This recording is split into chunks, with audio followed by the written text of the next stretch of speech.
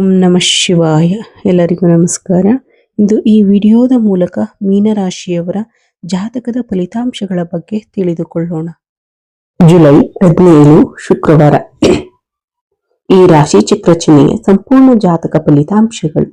ನನ್ನ ಚಾನಲ್ಗೆ ಚಂದಾದಾರರಾಗದೆ ಈ ರಾಶಿ ಚಕ್ರ ಚಿಹ್ನೆ ಯಾರಾದರೂ ಇದ್ದರೆ ದಯವಿಟ್ಟು ಸಬ್ಸ್ಕ್ರೈಬ್ ಮಾಡಿ ಮತ್ತು ನೀವು ಈ ವಿಡಿಯೋವನ್ನು ಇಷ್ಟಪಟ್ಟರೆ ಲೈಕ್ ಮಾಡಿ. ಕಾಮೆಂಟ್ ಮಾಡಲು ಓಂ ಶ್ರೀ ಮಾತ್ರೆಯೇ ನಮಃ ಎಂದು ಕಾಮೆಂಟ್ ಮಾಡಿ. ಈಗ ನಮ್ಮನ್ನು ಬೆಂಬಲಿಸಲು ಮರೆಯಬೇಡಿ.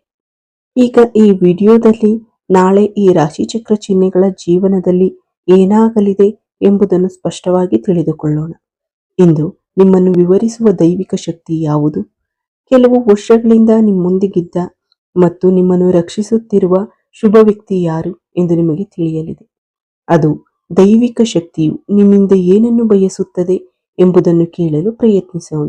ನಾಳೆ ನೀವು ವರ್ಷಗಳಿಂದ ಬಯಸುತ್ತಿರುವ ಎಲ್ಲಾ ರೀತಿಯ ಗೌರವವಾಗಿರಬಹುದು, ಅಥವಾ ಅದು ಹಣವಾಗಿರಬಹುದು, ಅಥವಾ ನೀವು ಕಳೆದುಕೊಂಡಿರುವ ಸಂಬಂಧವಾಗಿರಬಹುದು. ಅದು ಏನೇ ಇರಲಿ, ನೀವು ಬಯಸುತ್ತಿರುವುದಕ್ಕೆ ಸಂಬಂಧಿಸಿದ ಎಲ್ಲವನ್ನು ನೀವು ಪಡೆಯುವ ಅವಕಾಶವಿದೆ. ನಾಳೆ ನಿಮ್ಮ ಜೀವನದಲ್ಲಿ ಅದ್ಭುತ ಬದಲಾವಣೆಗಳು ಬರಲಿವೆ.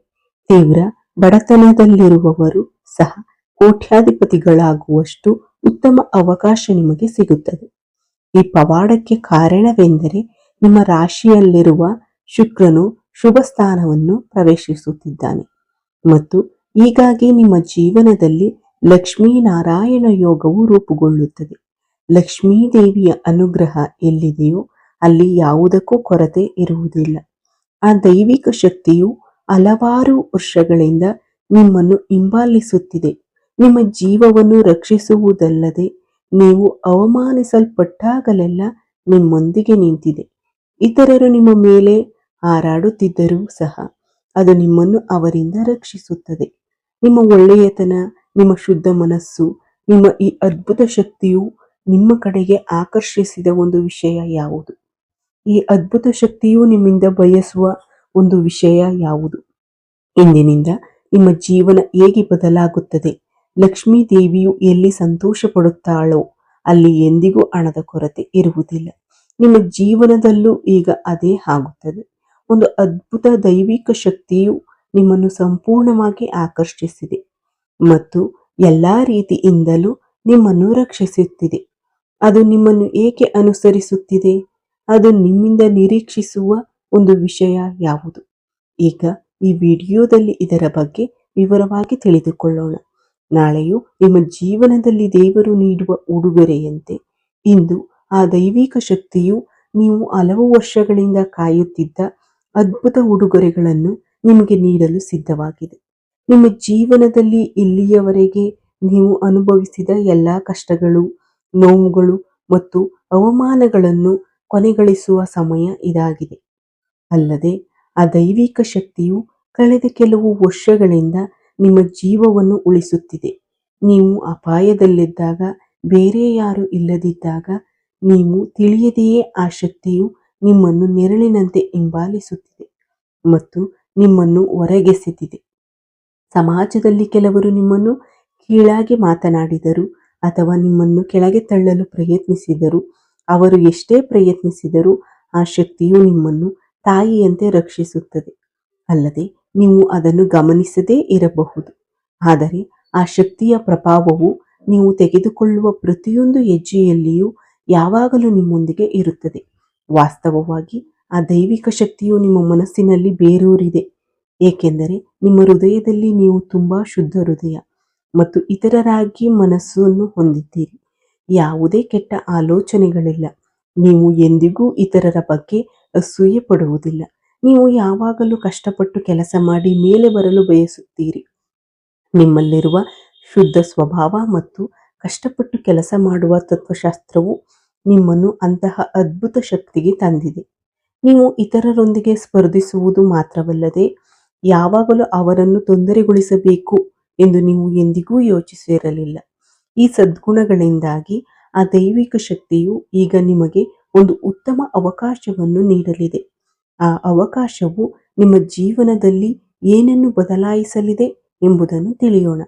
ನಿಮ್ಮ ಒಳ್ಳೆಯ ಕಾರ್ಯಗಳು ಸಹ ನಿಮ್ಮ ಶುದ್ಧ ಆಲೋಚನೆಗಳು ಆ ದೈವಿಕ ಶಕ್ತಿಯನ್ನು ನಿಮ್ಮ ಕಡೆಗೆ ಆಕರ್ಷಿಸಿವೆ ಎಂದು ಹೇಳಬಹುದು. ಭಕ್ತಿಯಲ್ಲಿ ಶುದ್ಧ ಮನಸ್ಸಿದ್ದರೆ ಮಾತ್ರ ದೇವರು ಕೂಡ ಭಕ್ತನ ಗುಲಾಮನಾಗುತ್ತಾನೆ ಎಂದು ಹಿರಿಯರು ಸುಮ್ಮನೆ ಹೇಳಲಿಲ್ಲ. ನಿಮ್ಮ ವಿಷಯದಲ್ಲಿಯೂ ಅದೇ ಆಗುತ್ತದೆ. ನಿಮ್ಮ ಜೀವನ ಎಷ್ಟೇ ಕಷ್ಟಕರವಾಗಿದ್ದರೂ, ನೀವು ಎಷ್ಟೇ ಹಿನ್ನಡೆಗಳನ್ನು ಎದುರಿಸಿದರೂ, ನೀವು ಆ ದೇವರ ಮೇಲಿನ ನಂಬಿಕೆಯನ್ನು ಕಳೆದುಕೊಂಡಿಲ್ಲ. ದೈವಿಕ ಶಕ್ತಿಯು ಇಂದು ನಿಮಗೆ ಇಷ್ಟವಾಗುವಂತೆ ಮಾಡಿದ್ದು ನಿಮ್ಮ ಅಚಲ ನಂಬಿಕೆಯೇ. ಇಂದಿನಿಂದ ನಿಖರವಾಗಿ 4 ದಿನಗಳಲ್ಲಿ ನಾನು ಖಂಡಿತವಾಗಿಯೂ ನಿಮ್ಮ ಜೀವನವನ್ನು ಸಂಪೂರ್ಣವಾಗಿ ಬದಲಾಯಿಸುತ್ತೇನೆ. ಶಕ್ತಿ ಯಾರೇ ಆಗಿರಲಿ, ನೀವು ಇಷ್ಟು ವರ್ಷಗಳಿಂದ ಹಂಬಲಿಸುತ್ತಿದ್ದದ್ದು ಏನೇ ಇರಲಿ, ಅದು ಹಣ, ಗೌರವ, ಸ್ವಂತ ಮನೆ ಅಥವಾ ವಾಹನವಾಗಿರಬಹುದು. ನೀವು ಬಯಸಿದ ಎಲ್ಲವೂ ಈಡೇರುವ ಸಮಯ ಇದು. ನಿಮ್ಮ ಆಲೋಚನೆಗಳು ಸಕಾರಾತ್ಮಕವಾಗಿ ಹೆಚ್ಚಾಗುತ್ತವೆ ಮತ್ತು ನೀವು ನಿಮ್ಮ ಮನಸ್ಸನ್ನು ಹೊಂದಿಸುವ ಪ್ರತಿಯೊಂದು ಕೆಲಸದಲ್ಲೂ ನೀವು ಯಶಸ್ಸನ್ನು ಸಾಧಿಸುವಿರಿ. ಆ ದೈವಿಕ ಶಕ್ತಿಯು ಈಗ ನೀವು ಇಷ್ಟು ವರ್ಷಗಳಿಂದ ಎದುರಿಸುತ್ತಿರುವ ಕಷ್ಟಗಳ ಮೇಲೆ ಕೋಪಗೊಂಡಿದೆ. ಆ ದೇವರು ನಿಮ್ಮ ಪ್ರಗತಿಗೆ ಅಡ್ಡಿಯಾಗಿರುವ ಶಕ್ತಿಗಳ ಮೇಲೆ ಎಷ್ಟು ಕೋಪಗೊಂಡಿದ್ದಾನೆ ಎಂದರೆ, ನಿಮ್ಮ ಕಷ್ಟಗಳನ್ನು ಕೊನೆಗೊಳಿಸಲು ಸ್ವತಃ ಕ್ಷೇತ್ರಕ್ಕೆ ಬಂದಿದ್ದಾನೆ. ಅಲ್ಲದೆ ಈ ದೈವಿಕ ಶಕ್ತಿ ಬೇರೆ ಯಾವುದೂ ಅಲ್ಲ. ಅದು ನಿಮ್ಮಿಂದ ಒಂದು ಸಣ್ಣ ವಿಷಯವನ್ನು ನಿರೀಕ್ಷಿಸುತ್ತದೆ. ನೀವು ಆ ಒಂದು ವಿಷಯವನ್ನು ಮಾತ್ರ ನೀಡಲು ಸಾಧ್ಯವಾದರೆ, ಆ ಶಕ್ತಿಯು ನಿಮ್ಮನ್ನು ಆರ್ಥಿಕವಾಗಿ ಉನ್ನತ ಸ್ಥಾನಕ್ಕೆ ಕೊಂಡೊಯ್ಯಲು ಸಿದ್ಧವಾಗುತ್ತದೆ.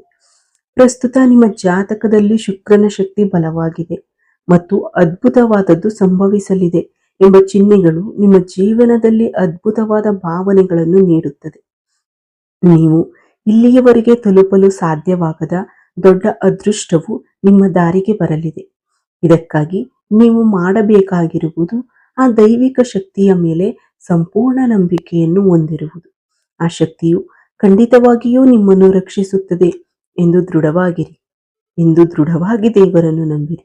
ದೈವಿಕ ಶಕ್ತಿಯು ನಿಮ್ಮ ಬಗ್ಗೆ ಸ್ವಲ್ಪ ಅಸಹನೆ ತೋರುವುದಕ್ಕೆ ಇನ್ನೊಂದು ಪ್ರಮುಖ ಕಾರಣವಿದೆ. ನೀವು ನಿಮ್ಮ ಶತ್ರುಗಳನ್ನು ಅವರು ಯಾರೆಂದು ತಿಳಿಯದೆಯೇ ನಂಬುತ್ತೀರಿ. ನಿಮ್ಮ ಆಲೋಚನೆಗಳನ್ನು ಅವರೊಂದಿಗೆ ಹಂಚಿಕೊಳ್ಳಲು ಇದು ತುಂಬಾ ಶಕ್ತಿ ಮತ್ತು ಅತಿಯಾದ ಶಕ್ತಿ. ಶತ್ರುಗಳು ಒಳಗೆ ಹೋರಾಡುತ್ತಿದ್ದರೂ ಮತ್ತು ನಿಮ್ಮ ಪತನವನ್ನು ಬಯಸುತ್ತಿದ್ದರೂ ಸಹ ನೀವು ಇನ್ನೂ ಅವರನ್ನು ಶತ್ರುಗಳೆಂದು ಪರಿಗಣಿಸುತ್ತಿಲ್ಲ. ದೈವಿಕ ಶಕ್ತಿಯು ನಿಮಗೆ ಹಲವು ಬಾರಿ ಚಿಹ್ನೆಗಳ ಮೂಲಕ ತಿಳಿಸಿದ್ದರೂ ಸಹ ನೀವು ಅವರನ್ನು ನಿರ್ಲಕ್ಷಿಸುತ್ತಲೇ ಇರುತ್ತೀರಿ. ಅದಕ್ಕಾಗಿಯೇ ದೈವಿಕ ಶಕ್ತಿ ಈಗಲೂ ಸಹ ನಿಮ್ಮ ಬಗ್ಗೆ ಸ್ವಲ್ಪ ಅಸಮಾಧಾನವನ್ನು ಹೊಂದಿದೆ. ಬೇರೆ ರೀತಿಯಲ್ಲಿ ಹೇಳುವುದಾದರೆ, ನೀವು ಆ ಶತ್ರುಗಳನ್ನು ತುಂಬಾ ನಂಬುತ್ತೀರಿ. ನೀವು ಅವರೊಂದಿಗೆ ಸುತ್ತಾಡುತ್ತೀರಿ ಮತ್ತು ಅವರೊಂದಿಗೆ ಎಲ್ಲವನ್ನೂ ಹಂಚಿಕೊಳ್ಳುತ್ತೀರಿ. ನಿಮ್ಮ ಕೆಲಸದಲ್ಲಿ ಇಂದಿನ ಘಟನೆಗಳನ್ನು ಸಹ ನೀವು ಅವರೊಂದಿಗೆ ಹಂಚಿಕೊಳ್ಳುತ್ತೀರಿ. ನಿಮ್ಮಲ್ಲಿರುವ ಈ ಮುಗ್ಧತೆಯನ್ನು ನೋಡಿ ಆ ದೈವಿಕ ಶಕ್ತಿಯು ನಿಮ್ಮ ಕಡೆ ತುಂಬಾ ಅನಿರೀಕ್ಷಿತವಾಗಿದೆ.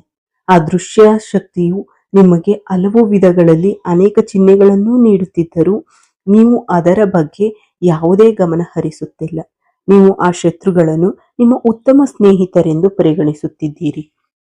ನೀವು ಈಗ ಎಚ್ಚರಗೊಳ್ಳದಿದ್ದರೆ ನಿಮ್ಮ ಜೀವನದಲ್ಲಿ ಗಂಭೀರ ಸಮಸ್ಯೆಗಳನ್ನು ಎದುರಿಸುವ ಅಪಾಯವಿದೆ. ಏಕೆಂದರೆ ಆ ಶತ್ರುಗಳು ನಿಮ್ಮನ್ನು ನಾಶ ಮಾಡುವ ಗುರಿಯನ್ನು ಹೊಂದಿದ್ದಾರೆ. ನಿಮ್ಮ ಬೆಳವಣಿಗೆಯನ್ನು ನೋಡಿ ಸಹಿಸಲಾಗದ ಆ ಶಕ್ತಿಯು ನಿಮ್ಮ ಮೇಲೆ ನಿಗೂಢ ವಿಧಾನಗಳು ಮತ್ತು ತಾಂತ್ರಿಕ ಪ್ರಯೋಗಗಳನ್ನು ಸಹ ಮಾಡುತ್ತಾರೆ. ಅವರು ನಿಮಗೆ ಮಾನಸಿಕವಾಗಿ ಹಾನಿ ಮಾಡಲು ನಿಮ್ಮ ಮೇಲೆ ಅನೇಕ ಅಪರಿಚಿತ ನಿಗೂಢ ವಿಧಿವಿಧಾನಗಳನ್ನು ಸಹ ಮಾಡುತ್ತಿದ್ದಾರೆ. ಇದು ಕೇಳಲು ಭಯಾನಕವಾಗಿದೆ, ಆದರೆ ಇದು ನಿಜ. ಈ ನಕಾರಾತ್ಮಕ ಶಕ್ತಿಗಳ ಪ್ರಭಾವದಿಂದಾಗಿ ನಿಮ್ಮ ಬುದ್ಧಿಶಕ್ತಿ ಇತ್ತೀಚೆಗೆ ಸರಿಯಾಗಿ ಕೆಲಸ ಮಾಡುತ್ತಿಲ್ಲ ಎಂದು ಹೇಳಬಹುದು. ನಿಮ್ಮ ಮಾನಸಿಕ ಆರೋಗ್ಯದ ಮೇಲೆ ಪರಿಣಾಮ ಬೀರುವುದು ಮಾತ್ರವಲ್ಲದೆ, ಜೀವನದಲ್ಲಿ ಸಂತೋಷವು ಬಂದು ಹೋಗುವ ನೀರಿನಂತೆ ಆವಿಯಾಗುತ್ತದೆ. ಆ ತಾಂತ್ರಿಕ ಶಕ್ತಿಯು ನಿಮ್ಮ ಮೇಲಿನ ಸಕಾರಾತ್ಮಕ ಶಕ್ತಿಯನ್ನು ಹಲವು ವಿಧಗಳಲ್ಲಿ ಕಡಿಮೆ ಮಾಡುತ್ತದೆ. ನೀವು ಮಾಡಿದ ಒಳ್ಳೆಯ ಕಾರ್ಯಗಳಿಂದಾಗಿ ಆ ದೈವಿಕ ಶಕ್ತಿಯು ನಿಮ್ಮನ್ನು ಗುರಾಣಿಯಂತೆ ರಕ್ಷಿಸುತ್ತಿದೆ. ಆದರೂ ನೀವು ಆ ಶತ್ರುಗಳೊಂದಿಗೆ ಸುತ್ತಾಡಿದಾಗ ಮತ್ತು ಅವರನ್ನು ನಿಮ್ಮ ಮನೆಗೆ ಕರೆತಂದಾಗ ಆ ರಕ್ಷಣಾತ್ಮಕ ಗುರಾಣಿ ದುರ್ಬಲಗೊಳ್ಳುತ್ತದೆ. ಇದರಿಂದಾಗಿ ನೀವು ಅನೇಕ ಕೆಲಸಗಳನ್ನು ಮಾಡಲು ಬಯಸಿದರೂ ಸಹ ನೀವು ಮಾಡಲು ಯೋಜಿಸುತ್ತಿರುವ ಕೆಲಸಗಳು ನಿಮ್ಮ ಮನಸ್ಸಿನಲ್ಲಿ ನಿರಾಶೆಗೊಳ್ಳುತ್ತಲೇ ಇರುತ್ತವೆ. ಮತ್ತು ಸಮಯಕ್ಕೆ ಪೂರ್ಣಗೊಳ್ಳುವುದಿಲ್ಲ. ನಿಮ್ಮ ಇಚ್ಛಾಶಕ್ತಿ ಕಡಿಮೆಯಾಗುತ್ತದೆ ಮತ್ತು ನೀವು ನಿರಂತರವಾಗಿ ಯಾವುದೋ ಅಪರಿಚಿತ ಚಿಂತೆ ನಿಮ್ಮನ್ನು ಕಾಡುತ್ತಲೇ ಇರುತ್ತದೆ. ಆ ದೈವಿಕ ಶಕ್ತಿಯು ನಿಮ್ಮಿಂದ ಏನು ಬಯಸುತ್ತದೆ? ಆ ಶತ್ರುಗಳಿಂದ ಮತ್ತು ನೀವು ಮತ್ತು ನಿಮ್ಮ ಹೆಂಡತಿಯನ್ನು ಹೇಗೆ ರಕ್ಷಿಸಿಕೊಳ್ಳುವುದು ಎಂಬುದನ್ನು ಈಗ ಎಚ್ಚರಿಕೆಯಿಂದ ತಿಳಿಯೋಣ. ನಿಮ್ಮ ಜೀವನವನ್ನು ಬದಲಾಯಿಸುವ ರಹಸ್ಯವು ಈಗ ಬಹಿರಂಗಗೊಳ್ಳಲಿದೆ.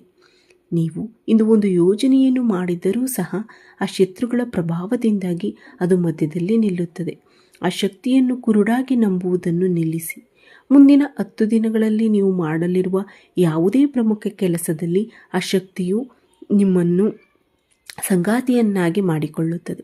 ಅಲ್ಲದೆ ಈ ವಿಡಿಯೋದಲ್ಲಿ ಆ ಶತ್ರುಗಳ ಹೆಸರುಗಳ ಬಗ್ಗೆ ನಾನು ನಿಮಗೆ ವಿವರವಾಗಿ ಹೇಳುತ್ತೇನೆ.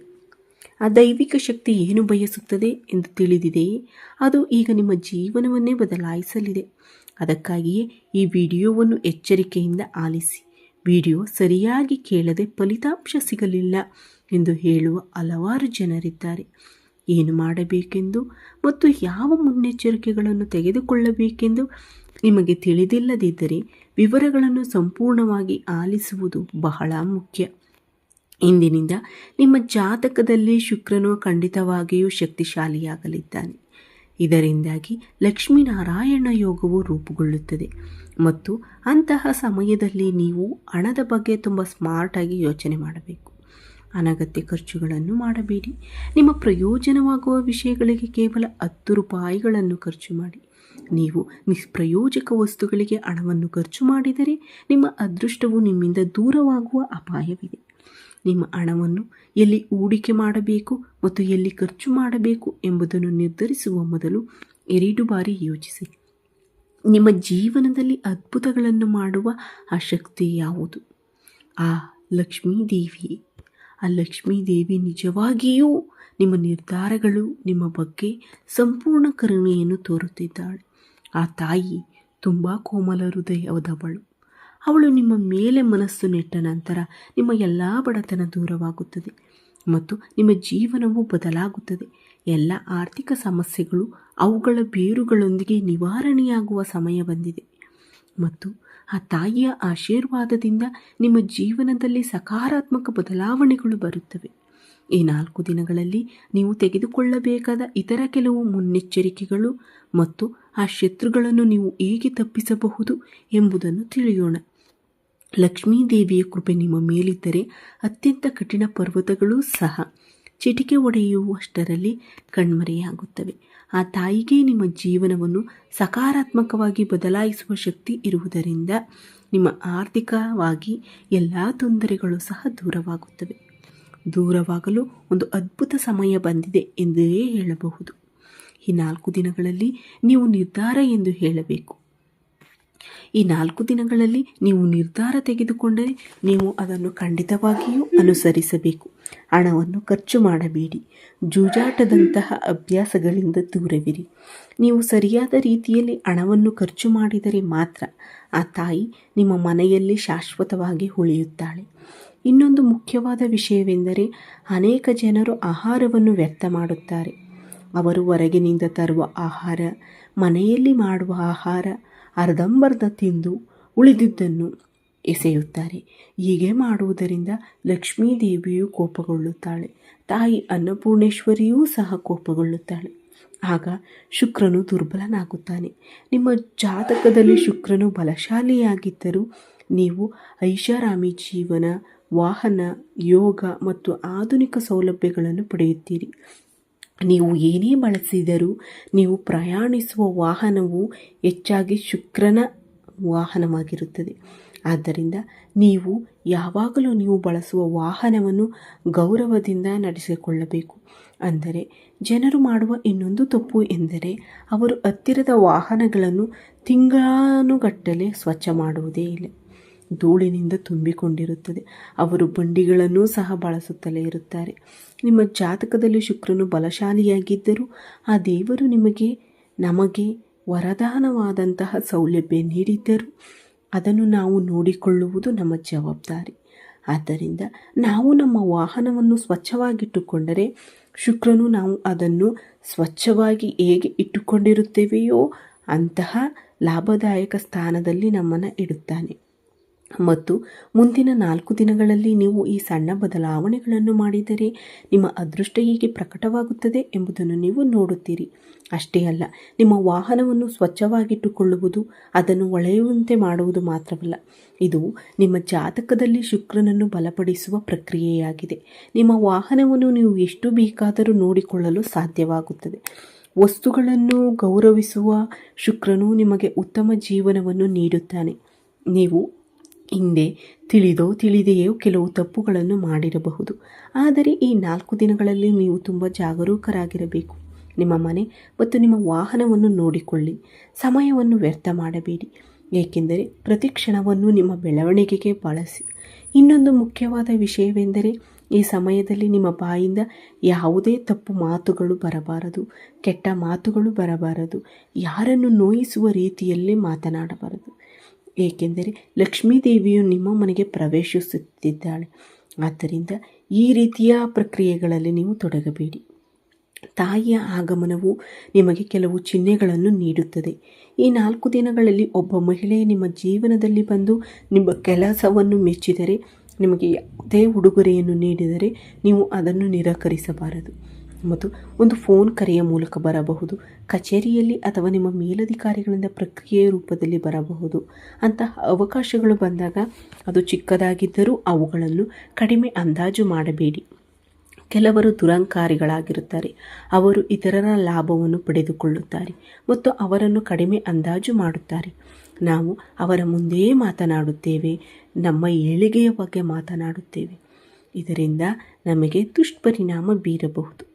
ನಿಮಗೆ ಬರುವ ಅವಕಾಶದೊಂದಿಗೆ ಲಕ್ಷ್ಮೀದೇವಿಯು ಖಂಡಿತವಾಗಿಯೂ ನಿಮ್ಮನ್ನು ಸಂಪರ್ಕಿಸುತ್ತಾಳೆ. ಖಂಡಿತವಾಗಿಯೂ ಹಾಗೆಯೇ ಪರಿಗಣಿಸಿ ಮತ್ತು ಅದನ್ನು ಸಂಗ್ರಹಿಸಿ.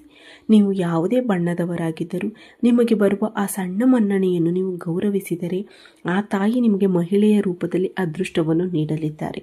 ನೀವು ಹಾಗೆ ಮಾಡಿದಾಗ ಸಣ್ಣ ತಪ್ಪಿನಿಂದಾಗಿ ನಿಮ್ಮ ಅದೃಷ್ಟ ಹಾಳಾಗುವ ಅಪಾಯವಿದೆ. ಆದ್ದರಿಂದ ನಿಮ್ಮ ಜಾತಕದಲ್ಲಿ ಶುಕ್ರ ಬಲವಾಗಿದ್ದಾಗ ಲಕ್ಷ್ಮೀದೇವಿಯು ಸಹ ನಿಮಗೆ ಸಹಾಯ ಮಾಡುತ್ತಾಳೆ. ಅದು ಬರದಿದ್ದರೂ ಅವಳು ನಿಮಗೆ ಯಾವುದಾದರೂ ರೂಪದಲ್ಲಿ ಹಣವನ್ನು ಕಳುಹಿಸಲು ಪ್ರಯತ್ನಿಸುತ್ತಾರೆ. ಅದು ನಿಮಗೆ ಸಹಾಯ ಮಾಡುತ್ತದೆ.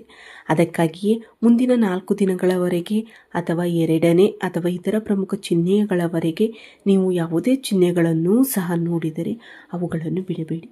ನೀವು ಬೆಳಿಗ್ಗೆ ರಾತ್ರಿ ನಿದ್ದೆ ಮಾಡಿ ಎದ್ದಾಗ ಬೆಳಿಗ್ಗೆ ಅಲ್ಲಿಯನ್ನು ನೋಡಿದರೆ ಅದು ಲಕ್ಷ್ಮೀದೇವಿಯು ನಿಮ್ಮ ಮನೆಗೆ ಪ್ರವೇಶಿಸುತ್ತಿರುವ ಬಲವಾದ ಸಂಕೇತವಾಗಿದೆ ಎಂದು ನಂಬಿರಿ. ಆ ತಾಯಿ ನಿಮ್ಮ ಮನೆಯಲ್ಲಿದ್ದಾರೆ ಎಂದು ಅರ್ಥ ಮಾಡಿಕೊಳ್ಳಿ. ಆದ್ದರಿಂದ ಅದನ್ನು ಯಾವಾಗಲೂ ನಿಮ್ಮ ಮನೆಯಲ್ಲಿ ಶುಭವಾಗಿರಿಸಿಕೊಳ್ಳಿ. ಎಲ್ಲಿಯೂ ಯಾವುದೇ ಕೆಟ್ಟ ಪ್ರಭಾವಗಳನ್ನು ತಪ್ಪಿಸಿ. ಈಗ ನಿಜವಾದ ವಿಷಯಕ್ಕೆ ಬಂದಾಗ, ಆ ದೈವಿಕ ಶಕ್ತಿ ನಿಮ್ಮ ಮನೆಗೆ ಬರುತ್ತಿದೆ. ನೀವು ಬಯಸುವ ಆ ಒಂದು ವಸ್ತುವಿನ ಶಕ್ತಿಯು ನಿಮಗೆ ಬೇಕಾದ ಪ್ರೀತಿಯನ್ನು ಮತ್ತು ಒಂದು ವಸ್ತುವಿನ ರೂಪದಲ್ಲಿ ಸಂಪತ್ತನ್ನು ನೀಡಲು ಬಯಸುತ್ತದೆ. ನಿಮ್ಮ ಜೀವನದಲ್ಲಿ ಒಬ್ಬ ಶತ್ರು ಇರುವುದರಿಂದ ತಾಯಿ ನಿಮ್ಮ ಮೇಲೆ ಸ್ವಲ್ಪ ಕೋಪಗೊಂಡಂತೆ ತೋರುತ್ತದೆ. ನೀವು ತುಂಬ ಒಳ್ಳೆಯ ವ್ಯಕ್ತಿ ಮತ್ತು ನೀವು ಎಲ್ಲರನ್ನೂ ನಂಬುತ್ತೀರಿ. ಆದರೆ ಆ ಶತ್ರುಗಳು ನಿಮಗೆ ನೀಡುವ ವಸ್ತುಗಳನ್ನು ಸ್ವಲ್ಪವೂ ಯೋಚಿಸದೆ ನಿಮ್ಮ ಮನೆಗೆ ಹಾಕಬೇಡಿ. ವಾಸ್ತವವಾಗಿ ಆ ಶತ್ರುಗಳು ರಸ್ತೆಯಲ್ಲಿ ಮ್ಯಾಜಿಕ್ ಮಾಡುವ ಮೂಲಕ ನಿಮ್ಮನ್ನು ವಶಪಡಿಸಿಕೊಳ್ಳಲು ಪ್ರಯತ್ನಿಸುತ್ತಿದ್ದಾರೆ. ಆ ಶತ್ರುಗಳು ಕೆಲವು ಜಾದೂಗಾರರ ಸಹಾಯದಿಂದ ಕೆಲವು ವಸ್ತುಗಳನ್ನು ಹೊಂದಿದ್ದಾರೆ. ಆದರೆ ಇಲ್ಲದಿದ್ದರೆ ಹಣ ಅಥವಾ ಏನನ್ನಾದರೂ ನಿಮಗೆ ಯಾವುದೋ ಮಂತ್ರದಿಂದ ನೀಡಲ್ಪಟ್ಟಿರಬಹುದು. ಉದಾಹರಣೆಗೆ, ನೀವು ಅವರಿಗೆ ಸಾಲವನ್ನು ನೀಡಿರಬಹುದು. ಅವರು ಅದನ್ನು ವಾಪಸ್ ಕೊಡುವಾಗ ಕೆಲವು ತಾಂತ್ರಿಕ ಪ್ರಯೋಗಗಳನ್ನು ಮಾಡಿ ನಿಮಗೆ ಕೊಡಬಹುದು. ಅಲ್ಲದೆ ನೀವು ನಿಮ್ಮ ಮನೆಯಲ್ಲಿ ಅಥವಾ ಬೇರೆಯವರ ಮನೆಯಲ್ಲಿ ಹಣವನ್ನು ಇಟ್ಟಿದ್ದೀರಿ ಎಂದು ನಿಮಗೆ ತಿಳಿದಿರುವುದಿಲ್ಲ. ಈ ಕಾರಣದಿಂದಾಗಿ ನಕಾರಾತ್ಮಕ ಶಕ್ತಿಯು ನಿಮ್ಮ ಅದೃಷ್ಟವನ್ನು ನಿಮ್ಮ ಮನೆಗೆ ಪ್ರವೇಶಿಸದಂತೆ ತಡೆಯುತ್ತದೆ. ಹಣ ಮಾತ್ರವಲ್ಲದೆ ಹಳೆಯ ಬಟ್ಟೆಗಳು ಮತ್ತು ಇತರ ಜನರ ವಸ್ತುಗಳೂ ಸಹ ಇತರರ ಪಿತೂರಿಗಳಿಂದ ಮಾಡಲಾಗುತ್ತದೆ. ಬಹುಶಃ ಶತ್ರುಗಳು ಇದ್ದಾರೆ ಮತ್ತು ಆ ಶಕ್ತಿಯಿಂದ ನೀವು ಹೇಗೆ ತಪ್ಪಿಸಿಕೊಳ್ಳಬಹುದು? ಈಗ ಎಚ್ಚರಿಕೆಯಿಂದ ಆಲಿಸಿ. ನೀವು ತಿಳಿಯದೇ ಮಾಡಿದ ದೊಡ್ಡ ತಪ್ಪು ಏನು? ಕೆಲವರು ನಿಮ್ಮಿಂದ ಬಟ್ಟೆ ಅಥವಾ ಇತರ ವಸ್ತುಗಳನ್ನು ಕೇಳುತ್ತಾರೆ.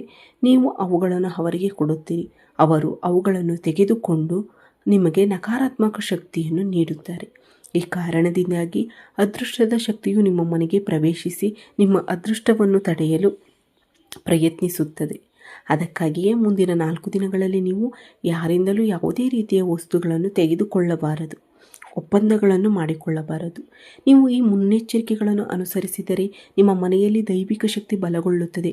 ನಿಮ್ಮ ಜೀವನವು ಮೊದಲಿನಂತೆಯೇ ಇರುವುದಿಲ್ಲ, ನೀವು ಊಹಿಸಿದ್ದಕ್ಕಿಂತ ಹೆಚ್ಚು ಅದ್ಭುತವಾಗಿ ಅದು ಇರುತ್ತದೆ. ವಿಶೇಷವಾಗಿ ಮುಂದಿನ 4 ದಿನಗಳಲ್ಲಿ ನೀವು ಕೆಲವು ಜನರಿಂದ ದೂರವಿರಬೇಕು. R, S, M ಮತ್ತು A ಅಕ್ಷರಗಳಿಂದ ಪ್ರಾರಂಭವಾಗುವ ಹೆಸರುಗಳ ಬಗ್ಗೆ ಜಾಗರೂಕರಾಗಿರಿ. ಅವರನ್ನು ಸಾಧ್ಯವಾದಷ್ಟು ದೂರವಿಡಿ. ಈ 4 ದಿನಗಳಲ್ಲಿ ಹತ್ತಿರದ ದುರ್ಗಾದೇವಿ ದೇವಸ್ಥಾನಕ್ಕೆ ಭೇಟಿ ನೀಡಲು ಮರೆಯಬೇಡಿ. ಇದಲ್ಲದೆ ಈ 4 ದಿನಗಳಲ್ಲಿ ನೀವು ನಿಮ್ಮ ಮನಸ್ಸನ್ನು ಶಾಂತವಾಗಿರಿಸಿಕೊಳ್ಳಲು ಪ್ರಯತ್ನಿಸಿ. ಆದರೆ ನಿಮ್ಮ ಕರ್ತವ್ಯವನ್ನು ಶ್ರದ್ಧೆಯಿಂದ ಮಾಡಿ. ದೇವರು ಉಳಿದಿದ್ದೆಲ್ಲವನ್ನು ನೋಡಿಕೊಳ್ಳುತ್ತಾನೆ ಎಂದು ನೀವು ಖಚಿತವಾಗಿಯೂ ಹೇಳಬೇಕು.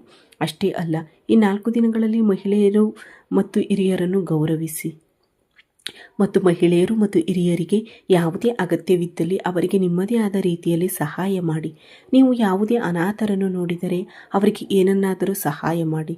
ಅದು ಸರಕುಗಳ ರೂಪದಲ್ಲಿ, ಹಣದ ರೂಪದಲ್ಲಿ ಅಥವಾ ಬಟ್ಟೆಯ ರೂಪದಲ್ಲಿ ಅಥವಾ ನೀವು ಏನು ಯೋಚಿಸುತ್ತೀರೋ ಅದು ಇರಲಿ.